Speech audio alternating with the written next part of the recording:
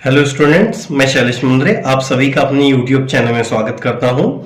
यह IT literacy के video का 7वां भाग है। इस वीडियो हम एमएस एक्सेल के बारे में पढ़ेंगे। एमएस एक्सेल क्या होता है, इसका उपयोग कहाँ किया जाता है। एमएस एक्सेल जो होता है वो एमएस ऑफिस पैकेज का एक सॉफ्टवेयर है जिसमें स्प्रेडशीट तैयार की जाती हैं। एमएस एक्सेल का उपयोग बहुत सारे ऑफिसेस में किया जाता है, जैसे स्कूल कॉलेजों में मार्क लिस्ट बनाना, टाइम टेबल बनाना या कर्मचारियों की सैलरी डिटेल्स, सैलरी स्लिप आदि बनाना। ये सारे काम एमएस एक्सेल में किए जा सकते हैं। इसलिए हमें एमएस एक्सेल आना बहुत जरूरी होता है। यदि अभी तक आपने मेरा चैनल सब्सक्राइब नहीं किए हैं तो इसे सब्सक्राइब कर लें और बेल आइकन जरूर ऑन कर लें ताकि आने वाले वीडियो के नोटिफिकेशन आपको मिल सके, ताकि आपको एमएस एक्सेल की बेसिक से लेकर एडवांस तक की सारी जानकारी मैं आपको दे सकूं। तो चलिए शुरू करते हैं। जैसा कि मैंने अपने कंप्यूटर में एमएस ऑफिस का 2007 वर्जन इंस्टॉल किया हूं, इसलिए मुझे इसमें एमएस ऑफिस का 2007 वर्जन यहाँ दिखाई देता है। जैसे मैंने ऑन कर लिया हूं, यहां हम देखते हैं इसे क्लोज बटन कहा जाता है। क्लोज बटन के बाद रिस्टोर बटन होती है जिससे हम सॉफ्टवेयर को रिसाइज कर सकते हैं। उसके बाद मिनिमाइज बटन होती है। ये टाइटल बार होता है। इसमें जैसे बुक 1 ये फाइल का नाम दिया गया है। हम चाहें तो इस फाइल का नाम बदल भी सकते हैं।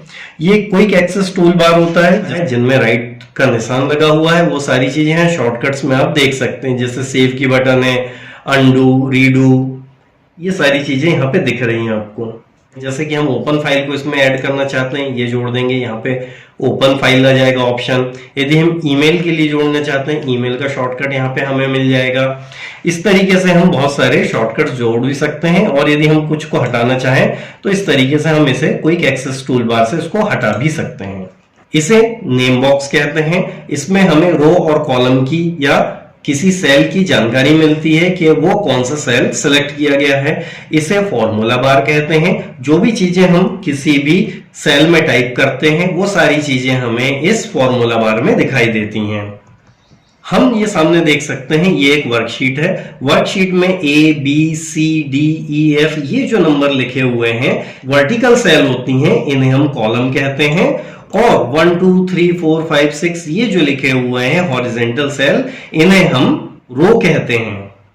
किसी एक्सेल शीट में टोटल कितने रो या कितने कॉलम है, इसे जानने के लिए यदि हम इनके जो बीच का जो ये हिस्सा दिख रहा है इस पे यदि हम क्लिक करते हैं तो हमें जैसे दिखाई दे रहा है 10,48,576 इसमें रो हैं और 16,384 इसमें कॉलम्स दिए हुए हैं। इसके अलावा यदि हम किसी भी एक्सेल सीट का रो और कॉलम जानना चाहते हैं कि कितनी है, तो यदि हम कंट्रोल के साथ लेफ्ट एरो की दबाते हैं तो हमें यहाँ कॉलम की काउंटिंग दिख जाती है। XFD को यदि हम चाहते हैं कि ये न्यूमेरिकल वैल्यू में चेंज हो जाए तो यहां से हम जाएंगे एक्सेल ऑप्शन में जाएंगे। ऑप्शन में जाने के बाद फॉर्मूलाज में जाएंगे। फॉर्मूला में जो R1C1 रेफरेंस स्टाइल दी हुई है, यदि हम इस पे क्लिक करके ओके कर देते हैं तो ये न्यूमेरिकल वैल्यूज में चेंज हो जाती हैं, जो कि 16,384 है। उसी प्रकार यदि हम रो की संख्या देखना चाहते हैं कि इस एक्सेल शीट में कुल कितने रो हैं, तो कंट्रोल के साथ यदि हम डाउन एरो की प्रेस करते हैं तो लास्ट रो में दिख रहा है कि 10,48,576 इसमें रोज हैं। यदि हम वापस पहले नंबर के रो और कॉलम पे जाना चाहते हैं तो कंट्रोल के साथ अप की एंड लेफ्ट की यदि हम प्रेस करते हैं तो हम वापस अपने पहले नंबर के सेल पे आ जाते हैं। इसके अलावा हमारे पास तीसरा तरीका है, जैसे हम रो निकालना चाहते हैं तो हम किसी भी एक सेल में क्लिक कर देते हैं, इक्वल टू का सिंबल लगाएंगे। क्योंकि हमें रो निकालना है तो हम रोज करके ऑप्शन होता है, जैसे ये ऑप्शन आएगा इस पे आप डबल क्लिक करेंगे। एरे लगाना है, आप पूरा एक कॉलम सेलेक्ट कर लेंगे। कॉलम सेलेक्ट करने के बाद जैसे आप एंटर की दबाएंगे तो इस कॉलम में टोटल कितनी रो आ रही हैं, तो 10,48,576 रोज ये आ रही हैं। यदि हम कॉलम निकालना चाहते हैं तो कॉलम निकालने के लिए हम क्या करेंगे, इक्वल टू का सिंबल लगाएंगे और कॉलम्स में डबल क्लिक कर देंगे। इसके बाद एरे आएगा। एरे के लिए हम किसी एक रो को सिलेक्ट कर लेंगे और एंटर जैसी दबाएंगे तो ये हमें कॉलम की काउंटिंग दे देगा। 16,384 जो है इस रो के अंदर कॉलम्स आ रहे हैं। इस प्रकार ये 3 मेथड है जिससे हम किसी भी एक्सेल शीट के रो और कॉलम को निकाल सकते हैं।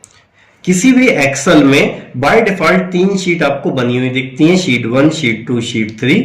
इसके बाद इंसर्ट वर्कशीट का ऑप्शन होता है। यदि हम इस पे क्लिक करते हैं तो शीट 4, शीट 5, शीट 6 इस तरीके से इसमें ऐड होती जाती हैं। यदि हम शॉर्टकटली नई शीट को ऐड करना चाहते हैं तो शिफ्ट के साथ F11 भी हम यदि दबाते हैं तो शीट 7, शीट 8, शीट 9 इस तरीके से इसमें ऐड होती चली जाती हैं। एक्सेल शीट हम कह सकते हैं कई सारी रो और कई सारे कॉलमों से मिलकर बनी हुई होती है और कई सारी शीटों से मिलकर एक वर्कबुक बनती है। पहली से लेकर 9वीं क्लास तक के बच्चों की लिस्ट बनाना चाहता था तो मैंने यहाँ पे 9 शीट बनाए हूं। सभी शीट में मैं अलग अलग क्लास के बच्चों की एंट्रीज इसमें कर सकता हूं। अब जैसे कि यहाँ पे न्यूमेरिकल वैल्यूज दिखी हैं और यहाँ पे भी आपको न्यूमेरिकल वैल्यूज दिखाई दे रही हैं।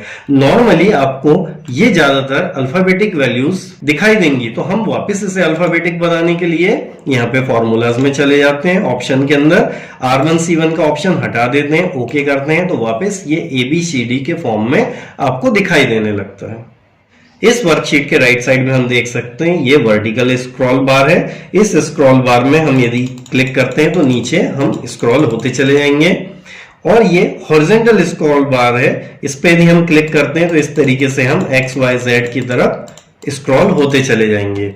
यदि हमें अपनी वर्कशीट की पूरी जानकारी स्क्रीन पे ना दिखाई दे रही हो या तो हम इन स्क्रॉल बार की मदद से या फिर हम एरो की जैसे लेफ्ट एरो की या राइट एरो की से हम कर्सर को हॉरिजॉन्टली मूव कर सकते हैं और अप एंड डाउन की से हम वर्टिकली इस कर्सर को मूव कर सकते हैं। इस तरीके से जो भी हमें जानकारियां लिखना होती हैं वो हम इसमें जा सकते हैं। जैसा कि मैंने बताया जो भी हम सारी चीजें टाइप करते हैं वो हमें फॉर्मूला बार में भी दिखाई देता है और उस सेल में टाइप होता चला जाता है। यदि हमें इसका साइज फॉन्ट साइज को ना बढ़ाते हुए इसे जूम करना हो तो यहाँ पे जूम के लिए ऑप्शन होता है। जैसे ये 100% है, मैं इसको क्लिक करूंगा 110, 120, 130, 140 इस तरीके से हम इसे बड़ा कर सकते हैं, जिससे हमें कोई भी चीज यदि देखना हो जो बहुत छोटे लेटर में लिखी हुई हो उसे समझने में आसानी होती है। और यदि हम वापस इसे छोटा करना चाहते हैं यहाँ क्लिक करके हम इसे छोटा कर सकते हैं या फिर हम इस जूम बटन को लेफ्ट और राइट स्लाइड करके भी जूम इन जूम आउट कर सकते हैं। बाकी सामान्य रूप से यहाँ पे टूल्स होते हैं। इस टूल में जैसे हमें फॉन्ट को बोल्ड करना है हम बोल्ड कर सकते हैं, इटैलिक स्टाइल में रखना है, इटैलिक स्टाइल मतलब तिरछे लेटरों में लिख सकते हैं। यदि हम इसमें अंडरलाइन करना चाहते हैं तो यू वाला निशान होता है, इसमें अंडरलाइन कर सकते हैं। इस तरीके से अंडरलाइन दिखता है।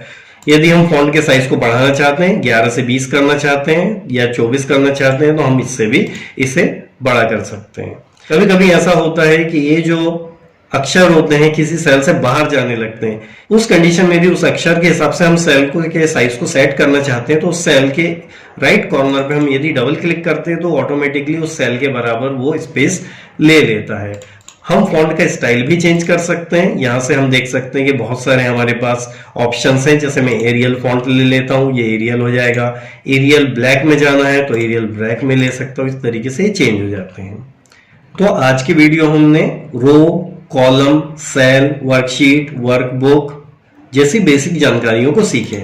और जब हम किसी फाइल को क्लोज करते हैं, क्लोज करते समय यदि आपने उस डेटा को सेव नहीं किए हैं तो हमें कंप्यूटर स्क्रीन पे एक पॉपअप बॉक्स दिखाई देता है जिसमें वो पूछता है do you want to save the changes you made to book 1। यदि हम यस कर देते हैं तो ये नाम पूछेगा कि किस जगह पे और किस नाम से इसे सेव करना है। यदि हम कैंसिल करेंगे वापस वही ऑप्शन आ जाएगा। यदि हम नो कर देते हैं तो उस कंडीशन में ये फाइल कैंसिल हो जाएगी और बंद कर देगा। तो चलिए इस वीडियो में इतना ही। अगले वीडियो के साथ हम जल्दी मिलेंगे। Thank you.